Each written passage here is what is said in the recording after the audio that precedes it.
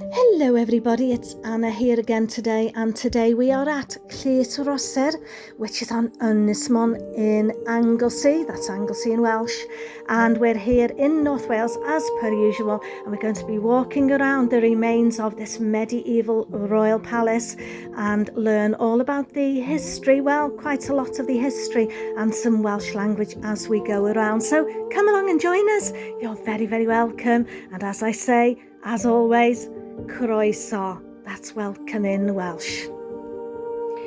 And so we are at the remains of a royal court of the powerful princes of Gwynedd, which lie in this field on Ynys Môn, that's Anglesey in Welsh, in the village of Newborough. And this is actually the only royal palace of the princes where the building foundations have remained almost completely intact, allowing us to see how the court was laid out and how it functioned over 700 years ago.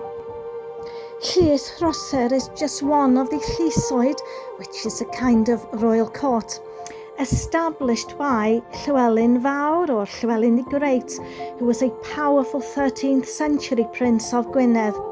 And the remains of the palace were unearthed in 1992 by archaeologist Neil Johnston, and in the intervening years only about a quarter of the sizable site here has been excavated, leaving much or very much still to be discovered. And the course here at LLYS RHOSYR was one of many such Llysoedd. The royal court was not established at one central location, but rather the princes travelled from one llys to the next on an irregular cycle, and each llys had to be prepared to receive the prince and his entourage. Each llys was the focal point of a royal estate called a Maer Dref, and in this case LLYS RHOSYR was the capital of the Menai district. And as far as we know, this site was abandoned at around 1282 after King Edward I, that naughty King Edward I of England, invaded Wales, and around 1330 a severe storm left much of this llys buried under sand, and excavations at LLYS RHOSYR have yielded pottery, coins and a number of other small artifacts. And as Alf and myself walked around, we were looking very, very carefully to see if we could find any coins or anything of value, but have to say we did not find anything. Walls of 3 major buildings have been exposed, as well as the perimeter walls surrounding this site, and the 3 buildings on view are thought to include the main hall of the llys and a building beside it that was possibly the prince's private quarters. And as we walk around, I'll be focusing on the boards that are placed around the site, so if you are interested in reading more or learning more than the time allows here for us to do, then you can always stop the video and read it, or you can just look online and read all about this LLYS RHOSYR.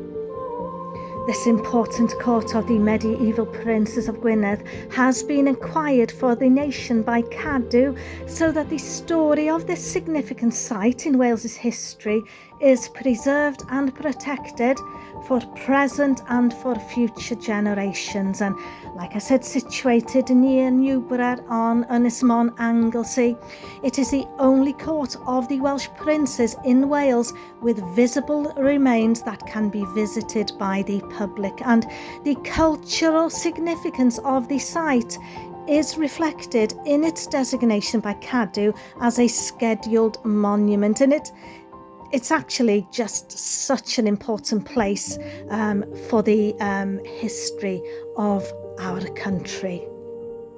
The royal Llysoedd, or palaces of the princes of Gwynedd, are among the most important secular settlement complexes in the Welsh medieval landscape, and although other llys sites are known from documents or have been suggested from partial excavation, LLYS RHOSYR is the only undefended court or llys of the Welsh princes that has been confirmed through archaeological excavation. Excavation began in 1992 with a very limited trial excavation in order to assess the potential for further work, and major seasons of excavation followed between 1994 and 1996, undertaken, like I said before, by the GWYNEDD Archaeological Trust with student assistance from the university colleges of Cardiff and Lampeter and financial support from CADW and Ynys Môn. Now that's Anglesey, like I said. The excavations were directed, as previously mentioned, by Neil Johnston, and approximately only 1/4 of the site has been exposed so far, and the site, owned by Mrs. Sian Williams of Bodorgan, was released to Ynys Môn, that's Anglesey, County Council, and without their generous and enthusiastic support, this project would not have been possible. So we've got a lot to thank them for, really. And also to thank the weather for, because the extraordinary preservation of these remains has been ensured by the wind-blown sand, which sealed the archaeological deposit and actually protected the masonry features, with this whole site being buried in sand for so long, and also from how the site produced a wide range of artifacts consistent with its importance, most notable being the number of coins dating from the 14th, and 13th and 14th centuries. It's of huge importance to our Welsh history.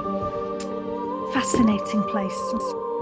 And it's fabulous that the Welsh Government has now acquired these ruins of this medieval court used by the last native Prince of Wales. And that's important to remember.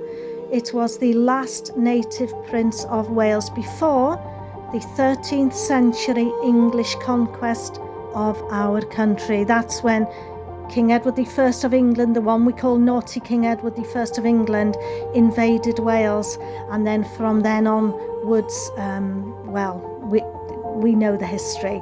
But this was the medieval court used by the last native Prince of Wales, and this historic site will be conserved and presented for public view, with more publicity going around it now since the Welsh Government has taken it over, and it's in such a beautiful area. And yes, the only court of the medieval Welsh princes with visible remains that can be seen by the public has now been acquired for the nation by CADW, which is the Government's Historic Environment Service, if you didn't know. And there I am enjoying the moment. But I think we'll leave it there for today at LLYS RHOSYR on Ynys Môn, Anglesey in North Wales. And we'll say ta-ta for now, and we'll see you on the next adventure or the next Welsh lesson. Don't forget to keep practicing your Welsh, because practice makes perfect. Ta-ta for now. Nos da.